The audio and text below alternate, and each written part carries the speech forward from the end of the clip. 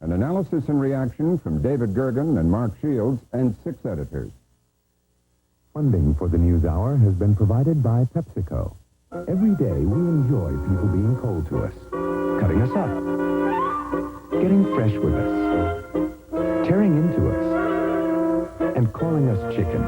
In fact, the more people do it, the happier we are. PepsiCo. And by AT&T. And by the Corporation for Public Broadcasting. And by the financial support of viewers like you. The Senate put off its moment of truth for Clarence Thomas tonight. It delayed his Supreme Court confirmation vote 1 week until 6 p.m. next Tuesday. Thomas himself had asked for a delay to clear his name of sexual harassment charges. The charges by University of Oklahoma law professor Anita Hill became public over the weekend. Thomas's request followed a day in which some Senate supporters had asked for postponement, saying the Senate's credibility was on the line. Tonight, the Senate leaders took the floor to explain the postponement. I believe that the delay just agreed upon with respect to the vote on this nomination is important and appropriate. The events of the past weekend have created a circumstance in which many senators believe and have stated that there should be a delay in the vote so that the issues now publicly raised can be publicly and fairly resolved. I share that view. I believe there should be a delay. I believe that it's necessary in fairness to all concerned. I would certainly hope that people will not misinterpret or misjudge what we've just agreed to. I've heard some of the comment, this means the nomination's in trouble. Some have already predicted its demise. Some are hopeful. But I have enough faith in many of my colleagues, in this case on the other side of the aisle that I've talked to personally this past several hours, who are prepared to vote for Judge Thomas's confirmation, but who told me personally they thought the matter should be a further investigation. And I'm not certain that I disagree with them. This is a very important vote. And I have enough confidence in the judgment of the 16 to 18 senators who've indicated they may support Judge Thomas on the Democratic side, that in my view, by agreeing to the extension longer than we wanted, we've strengthened the case and the chances of his nomination. Earlier in the day, Senator John Danforth of Missouri presented a sworn affidavit from Thomas denying all of Professor Hill's charges. This evening, Professor Hill made a short statement to reporters in Norman, Oklahoma, to respond to the day's events here in Washington. My only reaction is to say that if called to Washington, I will fully cooperate with the efforts of the Senate. And I intend to cooperate and to go to Washington if it is requested. We'll have more on this story right after the news summary. Smoking was the issue today before the 8 justices now sitting on the Supreme Court.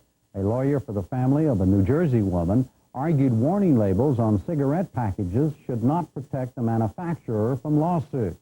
The woman, Rose Cipollone, died from lung cancer in 1984 after 40 years of heavy smoking. A lower court awarded her family $400,000, marking the first time a tobacco company was required to pay damages in such a case. That decision was overturned on appeal. The Supreme Court is expected to rule by July. Robin? President Bush today approved a plan to ease the nation's credit crunch. Steps include instituting a process for banks to appeal decisions by federal regulators which they view as too strict. It would also relax rules on how bank holding companies raise capital. Mr. Bush talked about the credit situation before a meeting with his Economic Policy Council.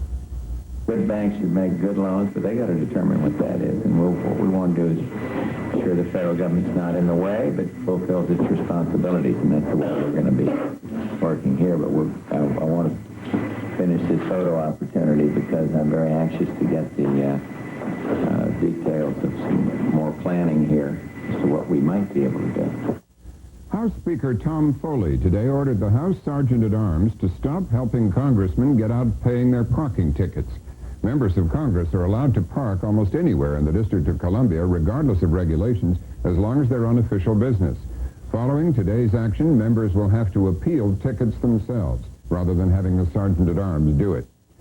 A federal judge in Alaska today accepted a settlement in the Exxon Valdez oil spill case. Exxon will pay more than $1 billion in civil claims and criminal penalties for the 1989 spill. The judge rejected a similar deal 5 months ago, but said today the new settlement provides more money for rehabilitating Prince William Sound. Secretary of State Baker will try again to firm up a Mideast peace conference. The State Department said today Baker will leave Saturday for talks in Israel, Egypt, Syria, and Jordan. He will also meet with Palestinians. It will be Baker's 8th trip to the Middle East since the end of the Gulf War in February. Israeli police imposed strict security in Jerusalem today, the anniversary of the Temple Mount killings. More than 1,000 police patrolled the holy site, where 17 Palestinians were killed by Israeli security forces during riots last year. Palestinians from the occupied territories have been kept from entering Jerusalem since yesterday. United Nations officials said today Iraq was working on a hydrogen bomb project in addition to its atomic bomb program discovered earlier by UN inspectors. The disclosure came from the head of the UN's International Atomic Energy Agency. UN inspectors in Iraq said today they had supervised the destruction of the country's 2 super guns. Mark Austin of Independent Television News was with the inspectors, and he filed this report. Deep in the Iraqi desert, 2 British engineers get their first look at Saddam Hussein's supergun. These pictures, the first released by the UN Supergun Inspection Team, show the sheer scale of the weapon that's fascinated and frightened the world.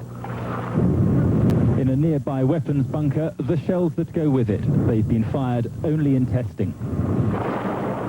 They then headed for an industrial estate just south of Baghdad, where lie barrel parts from what's being called the Doomsday Gun. With this 1,000-millimeter barrel, the Iraqis were trying to build the biggest gun in the world.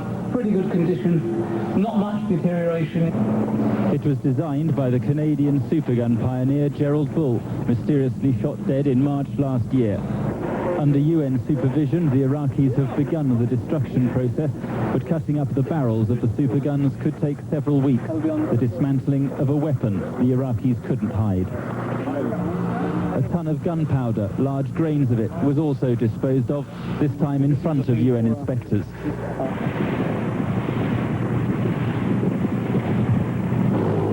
Helicopters have greatly improved the ability of the UN teams to cover the vast distances of desert where Scud missile launchers are located. Landing can be hazardous at times, but the inspectors were able to tour several different launch sites, which will also now be destroyed. Kurdish rebel leaders today admitted that their supporters executed 60 Iraqi prisoners of war yesterday. The leaders condemned the killings, which occurred during a new wave of clashes between Kurds and Iraqi troops in northern Iraq. More than 400 people have been reported killed in the fighting. The Organization of American States talked today of further action against the military regime in Haiti. OAS foreign ministers considered a request from deposed President Jean-Bertrand Aristide to send a mission of several hundred civilians to Haiti to restore democracy. They also debated whether to tighten sanctions against the Caribbean nation. Last night, soldiers in the capital city of Port-au-Prince stormed the Parliament building and forced lawmakers at gunpoint to name a Supreme Court judge to replace Aristide. Aristide was overthrown in a military coup September 30th. Fighting eased in Yugoslavia today. The Federal Army held talks with the separatist Republic of Croatia over details of a new truce. The talks were mediated by European community officials who said Croatia's president agreed to a ceasefire, but they didn't specify the terms.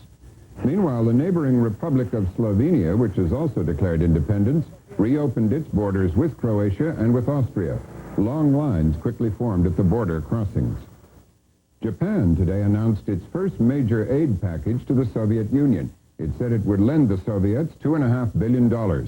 A Japanese official told reporters the aid was intended to support reforms in the Soviet Union. He said it had nothing to do with efforts to resolve a territorial dispute with the Soviets over the Kuril Islands.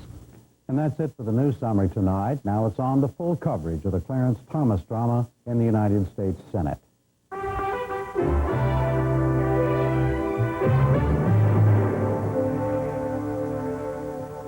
And we devote the rest of this program to the whys and wherefores behind the Senate's 11th hour moves to postpone a vote on the Clarence Thomas Supreme Court nomination. They followed a day of meetings and debate on Capitol Hill as senators tried to decide how to respond to the charges of sexual harassment leveled at Thomas by a woman who worked for him 10 years ago.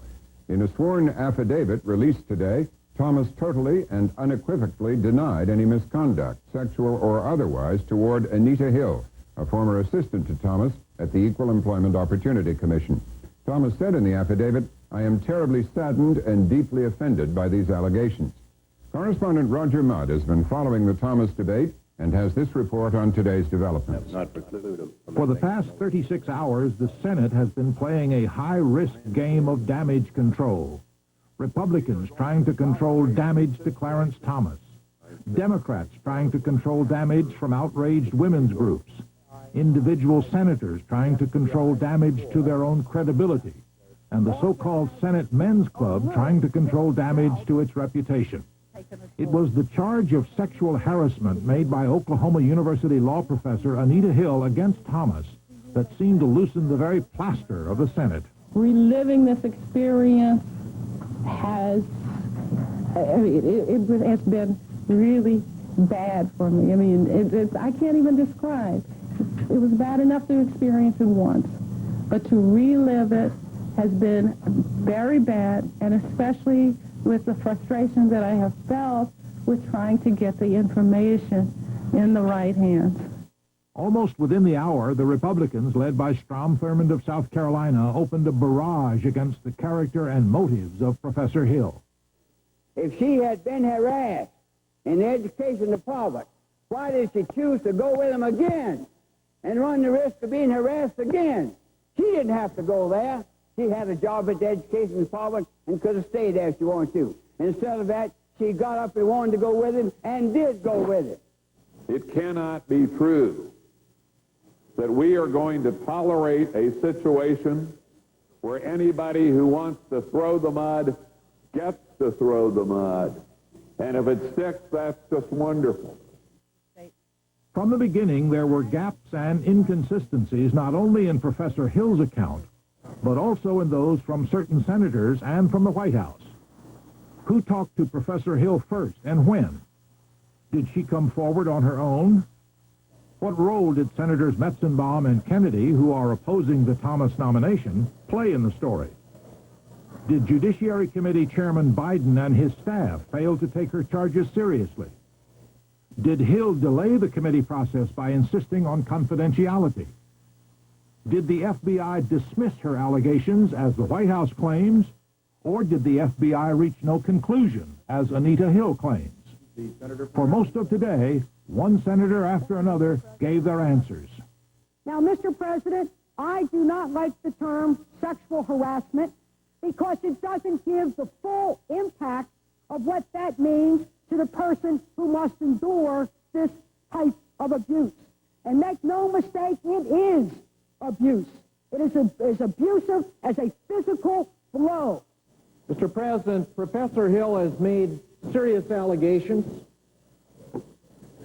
to the FBI. Judge Thomas has denied those allegations to the FBI. Clearly, someone is not telling the truth.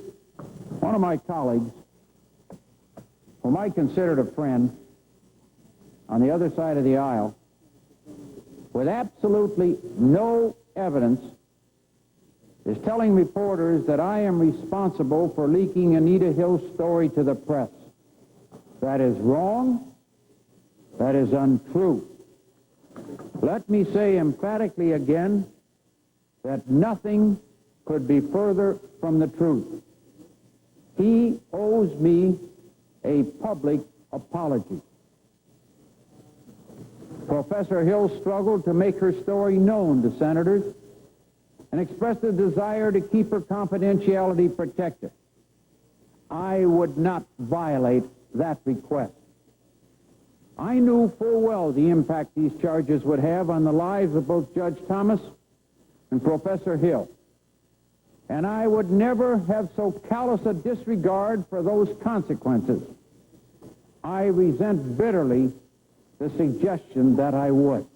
Chair recognizes the senator from Utah, Mr. Hatch. Mr. President, I'm happy to have this opportunity to make a few marks and to clarify the record. I know that my distinguished friend from Ohio feels that I named him as the person who leaked the information with regard to the FBI report, and that is not true. I was interviewed. I must have been interviewed 50 times on this. I have my suspicions who did, and I don't believe it was any senator who leaked the report. I do believe it was staff. But I have to say, I have never said that the distinguished senator from Ohio did leak the report. Now, having said that... would the senator from Utah yield for one comment of mine to him, please? Well, let me just say one other thing. I apologize if that was the implication that the senator took, but... Neither I nor my staff have made this story available to the press. Well, I'm happy to have that. I'll take your word on that, Senator. I have to tell you, though, that somebody on somebody's staff did this. And I'll take your word that it was not you or your staff. You're welcome. Hanging over the Senate as the debate rolled on was a scheduled vote on the Thomas nomination set for 6 o'clock this evening, a vote which could be changed only by unanimous consent. A lengthening string of Democrats urged the Republicans to permit a delay. When he said no and she says yes, we don't know which one of them is closer to the truth. And I believe we have a responsibility to find that out before this vote. Supporters of Judge Thomas, who believe his version should have, in my view, nothing to fear for waiting a few days and letting these allegations have a full hearing. With all respect to the Supreme Court, this country will not be plunged into crisis by waiting a few days to have a ninth justice voted upon. There really is no hurry. Because we're where we are, because this has now become public, because senators outside of the committee were not aware of this, because the full Senate must vote in order to confirm and advise and consent, that because the nation as a whole, and particularly 50% or more of our country made up of women, now have a doubt about the process, don't we have an obligation to air the very kinds of arguments the senator is making in an appropriate way that allows people to sense that there's integrity and a process that's in fact being put in place, and not simply the senator from Utah, who I know speaks with conviction and a sense of faith about it, that he's not the voice in this, but the people who are the participants and the players, particularly Judge Thomas, are the voices we're hearing. Well, I think it's a good question, but I have to point out to the senator that everybody on the committee knew about it. That's what our job is to do, is to screen these things out. And all 14 members of the committee basically screened them out. They had a full access to the FBI report. You have a disparity. You have Ms. Hill alleging that there was sexual harassment, and you have Judge Thomas denying it. Now, nothing's going to occur to change those two facts. And it's nice to say that, and it's nice to talk about that, but we're talking about a Supreme Court judgeship nomination. And we're talking about proceeding because he's been smeared over the last 4 days, while most of us were out of town, and we don't want to see the smear continue.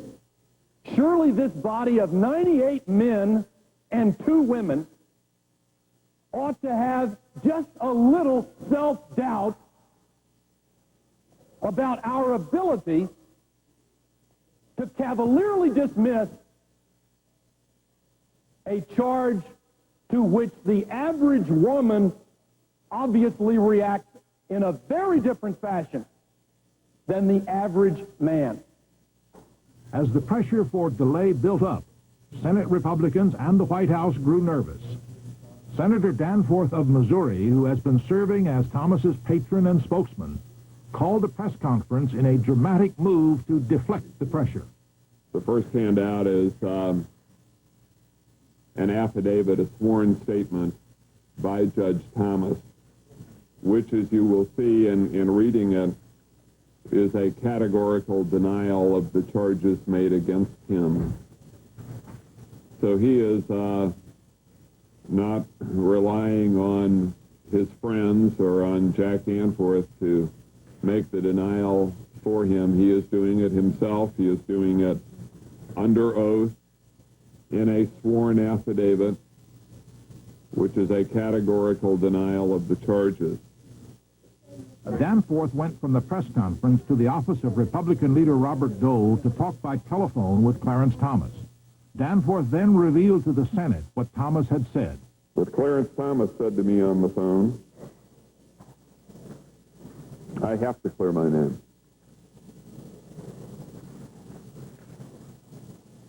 I have to restore what they have taken from me.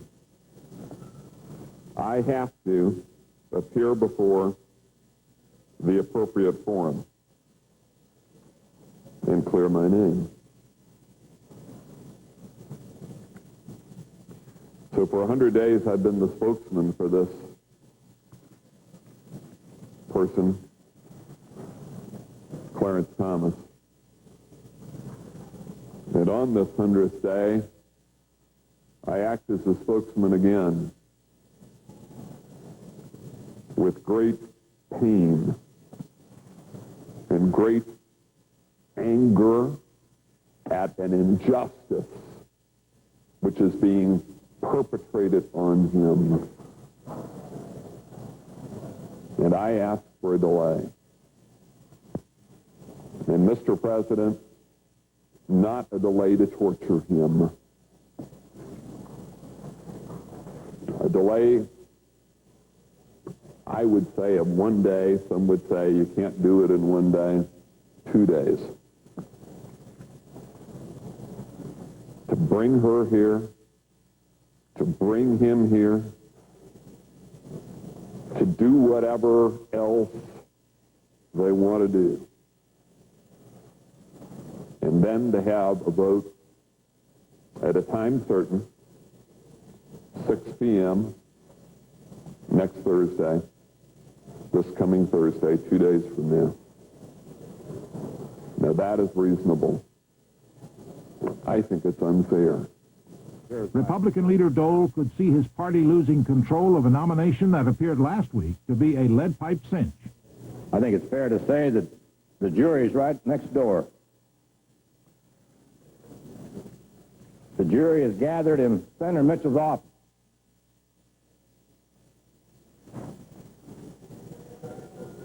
And they're going to determine the fate of Clarence Thomas. And I'd heard almost every senator, regardless of his final position on the nomination, say that Clarence Thomas was a man of integrity and honesty. So when it was called into question, I hope they would keep that in mind. The Senate's decision to delay the Thomas vote until next Tuesday night came after more than 2 hours of off-the-floor negotiations between the leadership, the Judiciary Committee, and the White House. As Minority Leader Dole said tonight, it became apparent that had the Republicans refused to delay the vote, Clarence Thomas might well have been defeated. Robin? Earlier, I spoke with 2 senators who today joined the call for a delay on the vote. Al Gore, Democrat from Tennessee, and Arlen Specter, Republican from Pennsylvania, a member of the Judiciary Committee. I first asked Senator Gore to explain what happened overnight to make him seek a delay. Well, I think the full impact of Professor Hill's presence as she made her allegations at her press conference sank in, and people in the Senate, an institution which is made up of 98 men and only 2 women, began to realize the fact that there is a big difference in the way women see this kind of allegation and in the way most men see it. And a feeling began to build that really it is wrong for the Senate to just dismiss this charge simply because the way in which it came to the Senate's attention made it apparent to most members of the Senate only at the last minute. Which was uppermost in the minds of all these senators who wanted to delay defending the Senate's reputation, or Judge Thomas's or Ms. Hill's? Well, I think uppermost in the minds of most of us who have urged a delay, and I hope there will be a delay, is a devotion to a sense of fairness in this matter. Roger, we have in this country a revolution in thinking underway. It's been going on for quite some time, but building in strength and momentum in the last couple of decades, where the relationship between men and women is concerned. And there's a growing awareness on the part of men that issues like sexual harassment have to be seen not only from the old traditional male point of view, but also with an adequate respect for the different perspective that women have on this issue. And this seemed to crystallize that. Was that seen that clearly yesterday in the Senate, or is that sort of sociological change happened overnight? Is this? Well, I think that change is one that is taking place in the country and is reflected in the Senate's view of this matter. I might say that it's not irrelevant that one of the central issues in the nomination itself is what the court might do to a whole series of issues that affect that evolving relationship between men and women, how that might come out after Judge Thomas is confirmed, if he is confirmed. What do you say to what we just heard Senator Danforth, Thomas's sort of sponsor in these proceedings, say very emotionally just now that a great injustice had been perpetrated on Judge Thomas? Well, I think it's absolutely true that he and his family will experience pain and anguish as a result, not just of any reasonable delay, but of the as a result of the fact that these allegations are aired. But that cannot be helped, and that anguish has to be weighed against the anguish that would be felt not only by Professor Hill if these charges were just cavalierly dismissed, but the anguish that would be felt by every woman in this country who has ever tried to bring a concern like this forward and has had it cavalierly dismissed. We're joined now by Senator Specter. What's your response to Senator Danforth saying a great injustice has been perpetrated on Judge Thomas? We just heard that a moment ago. I think that it has been very hard on Judge Thomas, and by 20/20 hindsight, it would have been much better had this matter been inquired into before.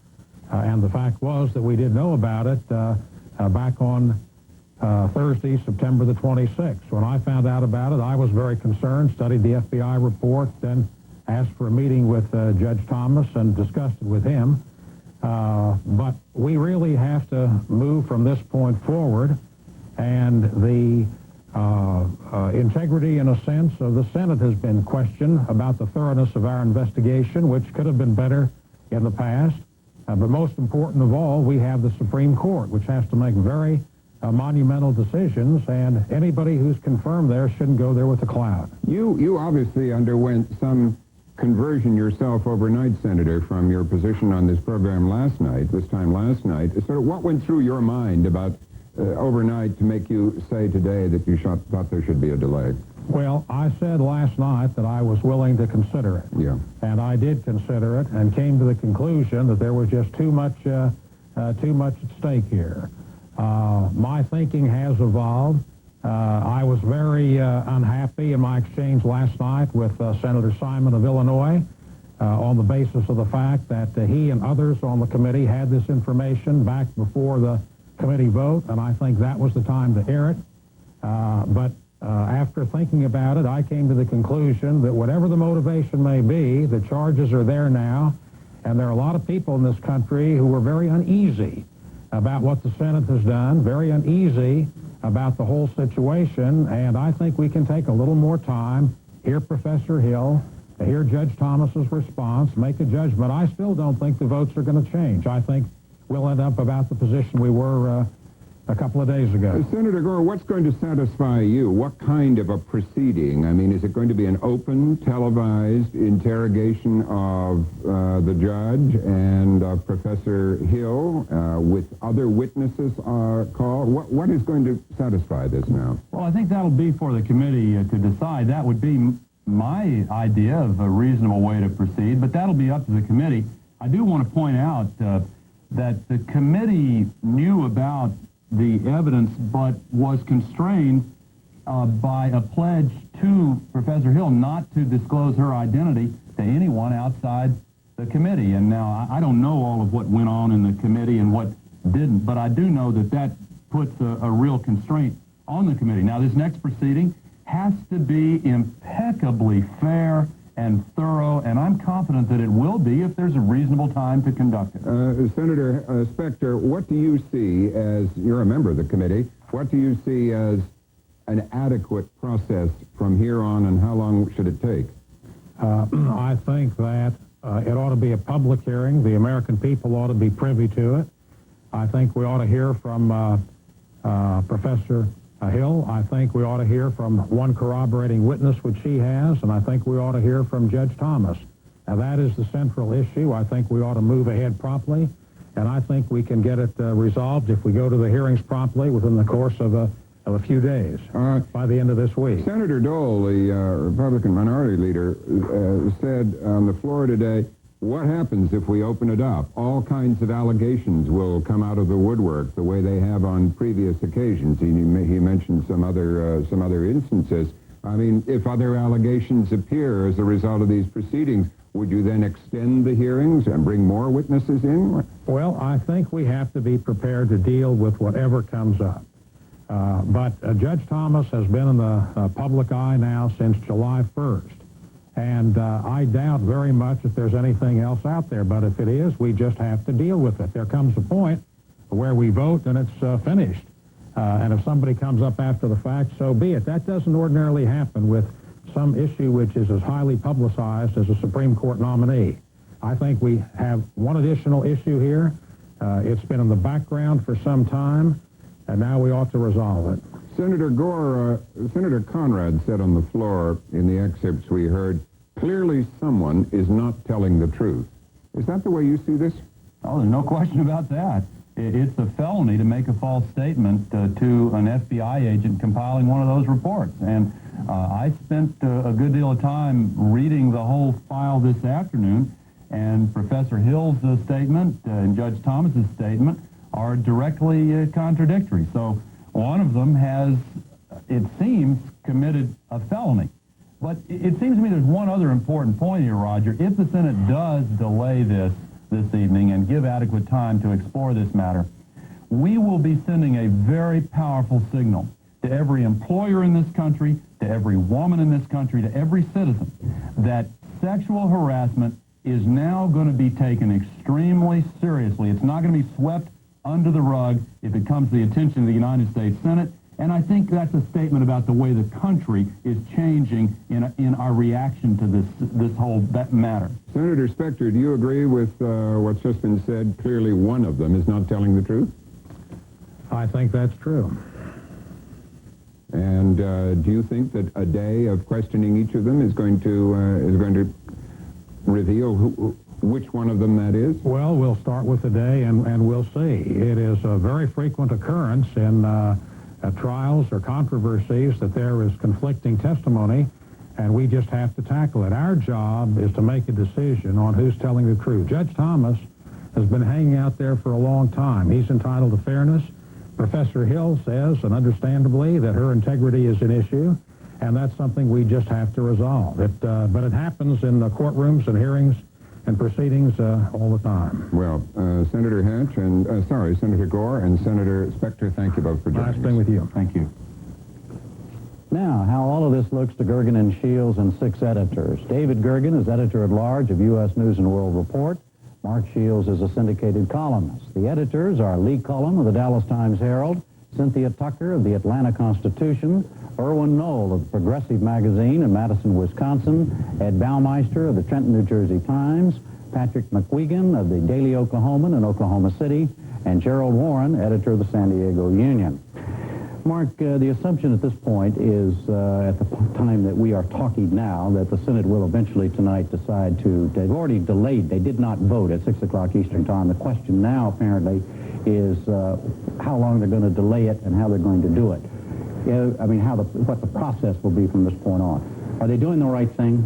The Senate doing the right. I think the Senate's doing the only thing it can do right now. I think two things happened. First, there was a sea change in attitude in this city today, and I think it was that 14 men on a committee were all of a sudden hit by an awful lot of women. They were women they knew, they lived with, they were married to, or worked for, or worked with. About the charges made by Professor Hill. Professor Hill seemed a very plausible and compelling person. And this was a nomination, that of Clarence Thomas, that was based upon his character. It was not based upon his towering intellect. It was based upon his character. And that's what his supporters and his advocates, and this is a fundamental question of character. And I think that the Senate would be very hard-pressed, especially when the vote was as close as it has been. It wasn't a 90-10 vote. Not to examine this and to make that judgment. Decide who is telling the truth. They obviously have two conflicting stories. That's what senators have to do with competing claims. That's what Senator Specter just said. Yeah.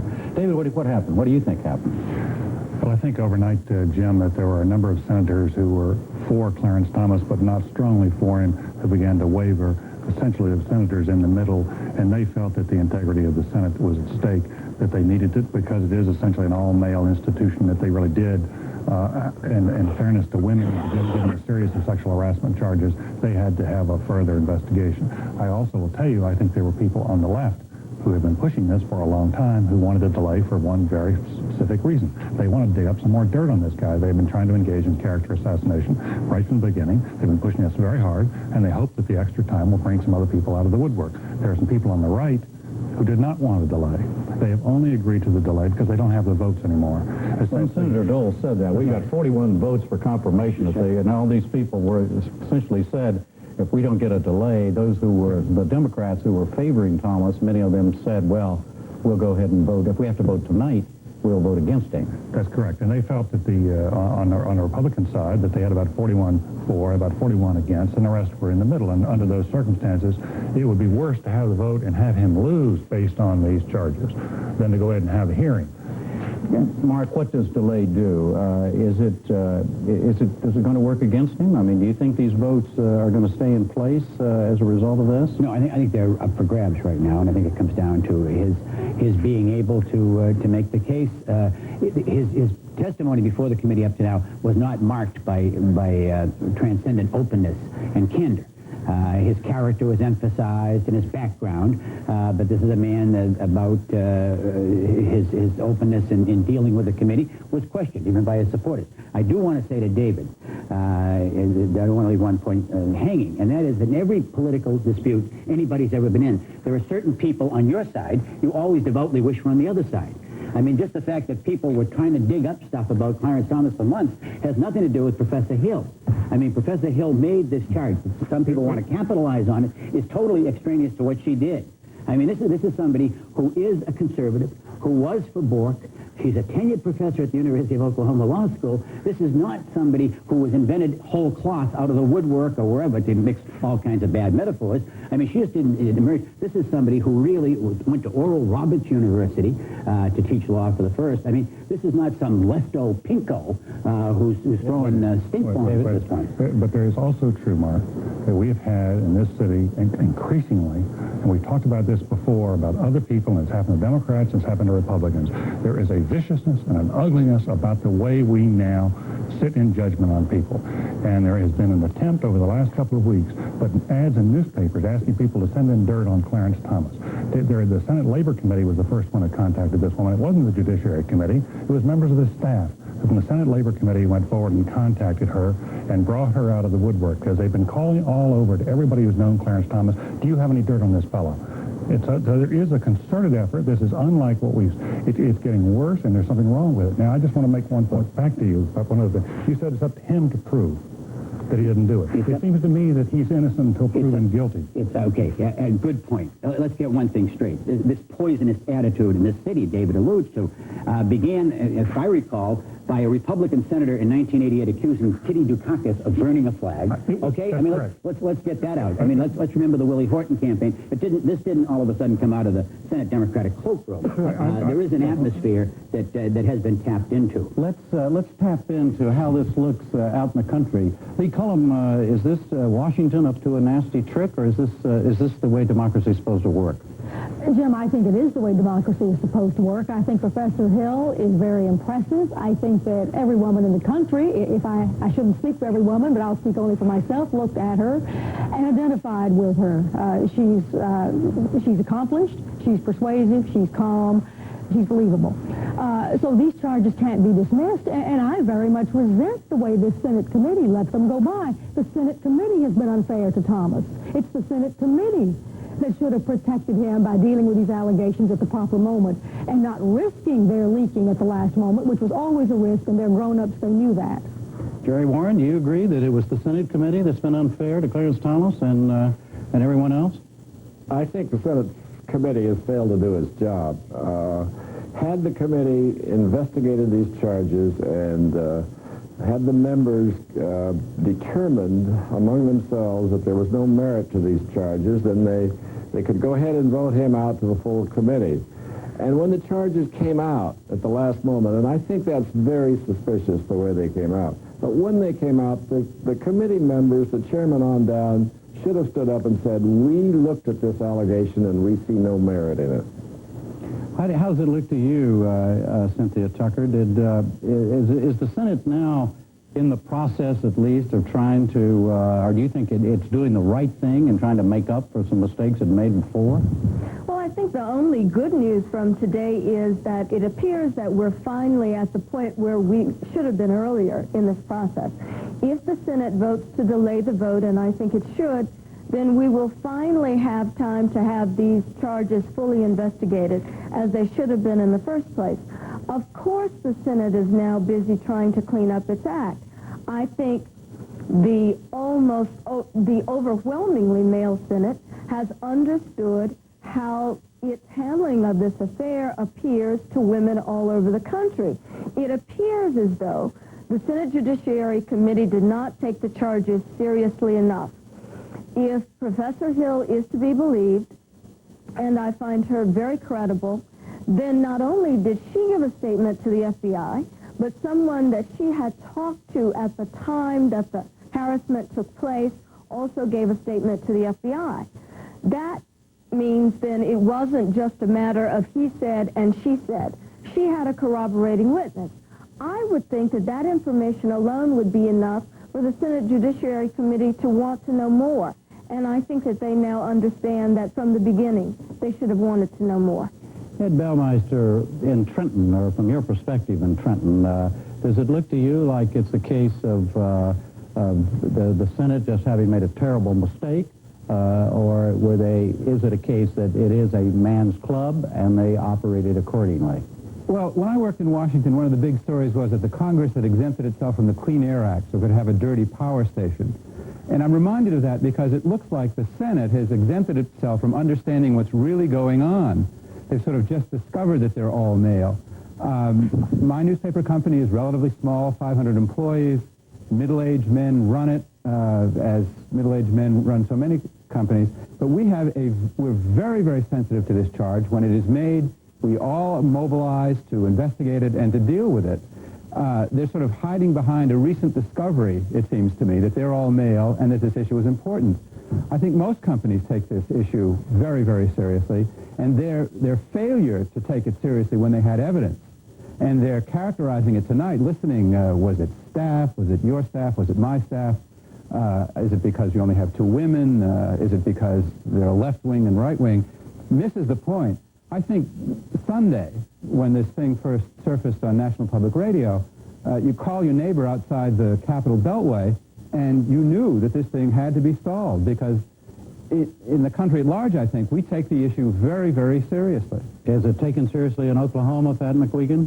Of course, sexual harassment is taken seriously in Oklahoma, and it should be taken seriously. That's a different question than this process. You know, I heard Senator Gore refer to supposedly this process having resulted in charges being cavalierly dismissed.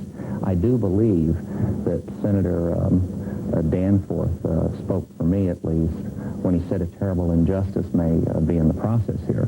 Danforth has pointed out in recent days that this man has appeared before the Senate Judiciary Committee longer than anybody ever. Now, if there's any fingers to be pointed in terms of the charges, I think the fingers have to be pointed at the Democratic staff.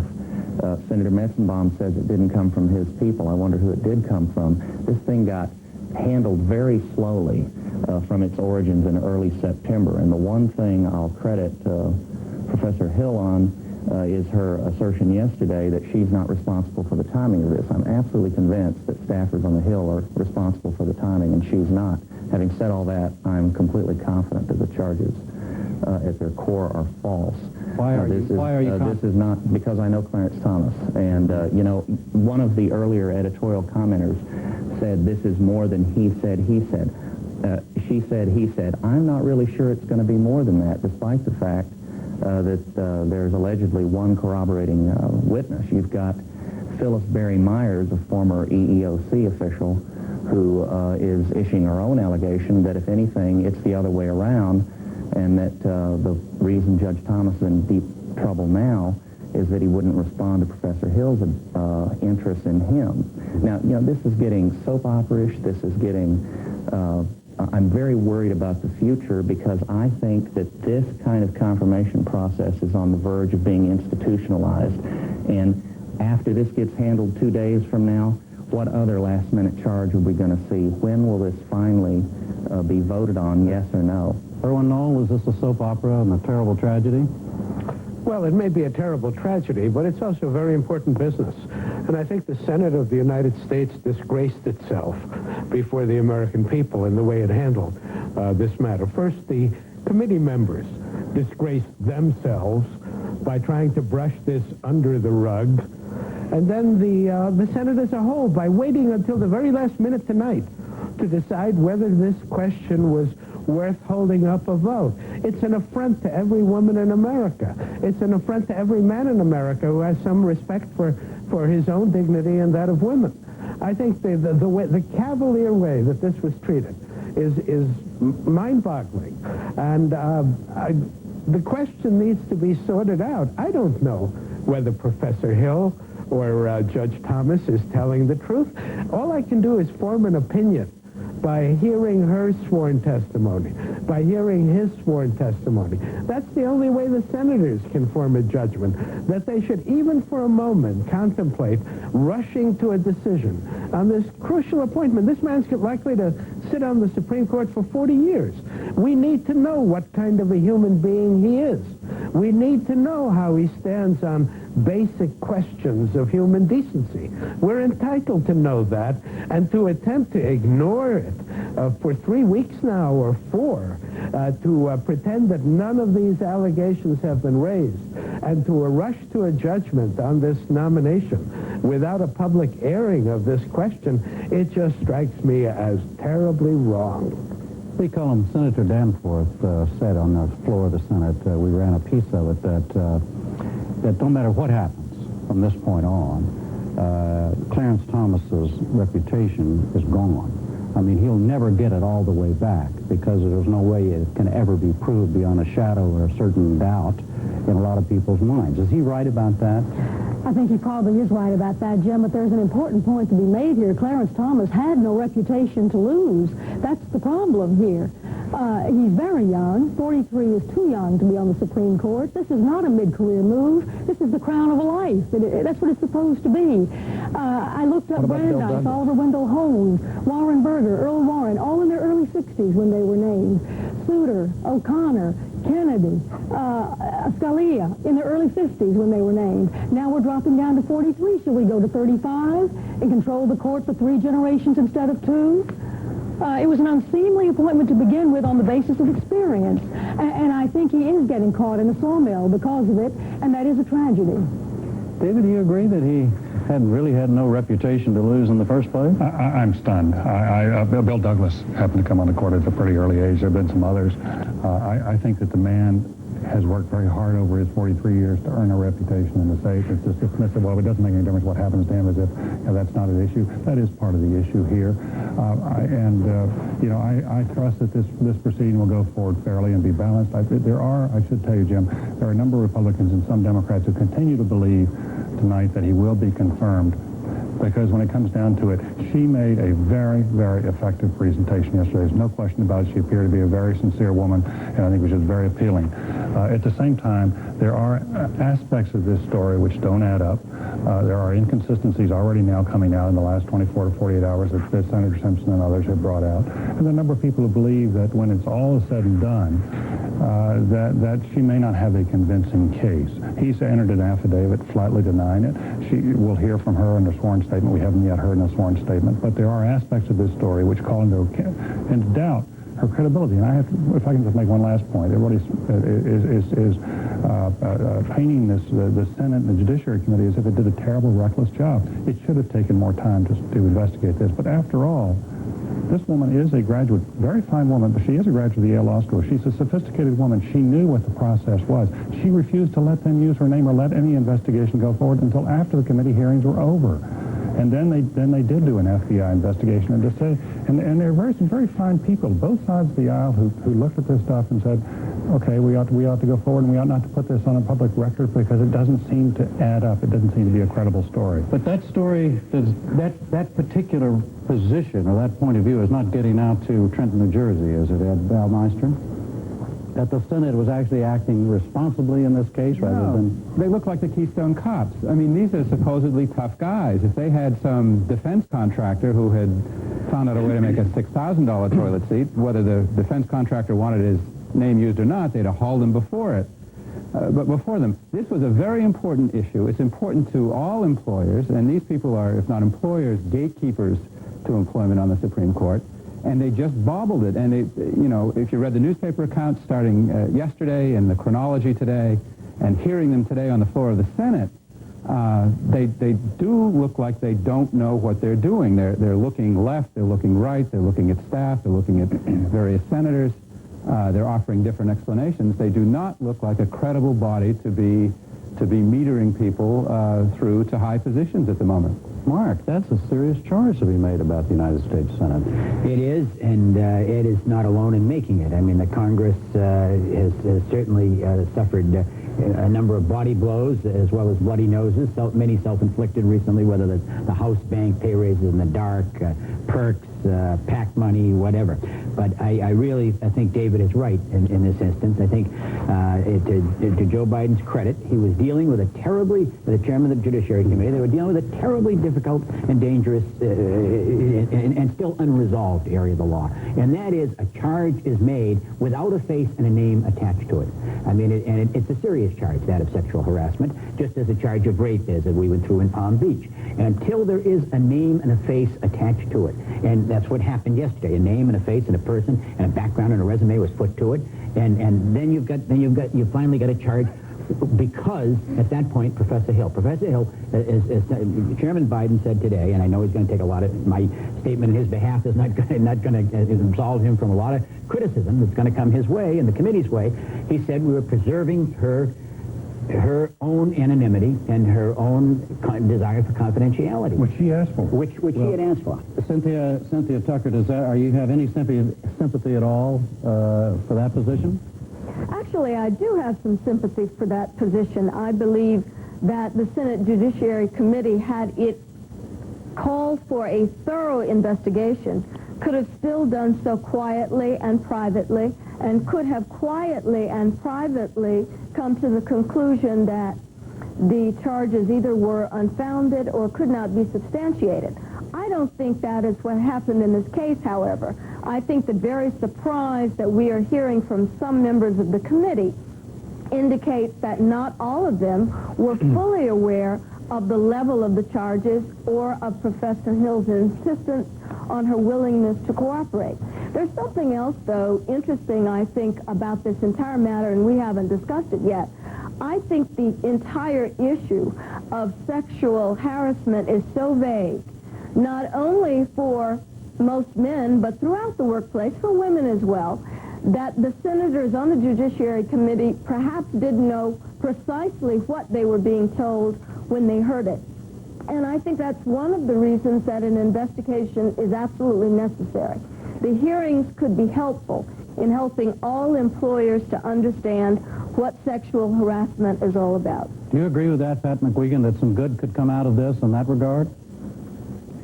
Well, I'd like to hope for the best. I'm a little bit pessimistic. I'll admit I'm a little bit surprised to agree with Ed in his use of the terminology, the Keystone Cops. It's certainly the perspective that I have watching the Senate as this unfolds. I would like to mention one other very young... quickly, please, Pat. We have to one other young justice, one of the justices I admire with Hugo Black. I think what one of our colleagues said earlier about Clarence Thomas having no reputation was just a scurrilous thing to say about a man of his accomplishment, and I think it's most Could I unfortunate. apologize for that? I think he's right. I think by that I meant a national reputation as an eminent jurist. Actually, he has had a remarkable career. He came from nowhere. He has scaled the heights. Give him 20 more years and he might be on the court. We have to go. Thank you all very much.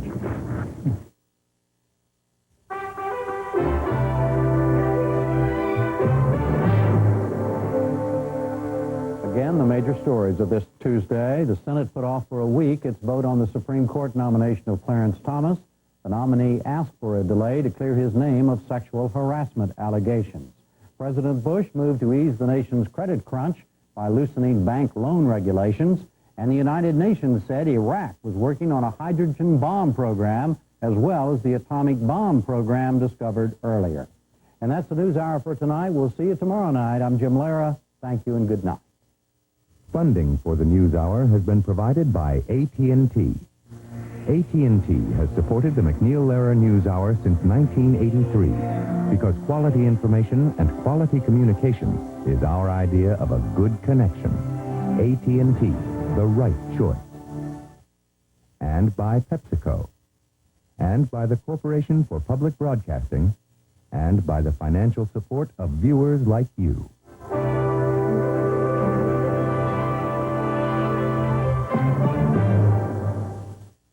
Video cassettes of the MacNeil Lehrer NewsHour are available from PBS Video. Call 1-800-328-PBS-1.